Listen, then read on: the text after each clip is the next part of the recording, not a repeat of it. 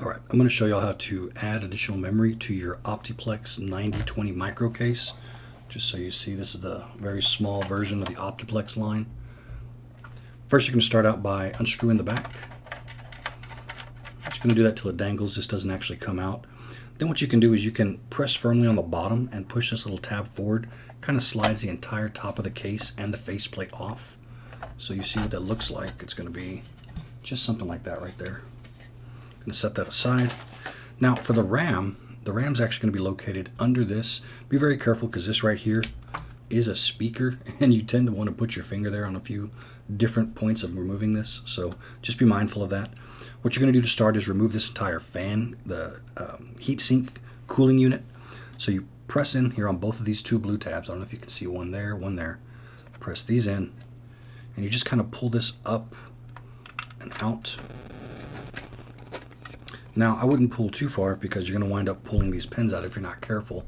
I'm just going to set this off to the side right there. If you see your two RAM slots are right here, these are going to be for SODIMM or laptop sized memory. This is DDR3. So I already have 4 gigs in there. I'm going to add another 4 gigabyte chip. Just push this in to where it's firm and then push this down to where your two latches click into those little notches right there. To replace the fan, you just kind of got to get this lower side down towards the back. You're going to have to put it under the rail of the chassis here. And be careful to kind of manipulate this to where it doesn't fit in between the fan blade or the heatsink blades. And then just kind of snaps right back in place. Clear the wires. And that's it.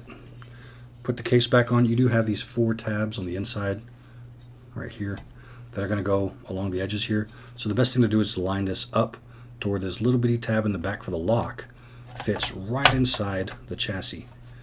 And then just push it against it. I'm going to screw this in, this little cable holder, and back screw until it's not too over tightened, but just tight enough. It kind of pulls the chassis back. And that's it. You're done.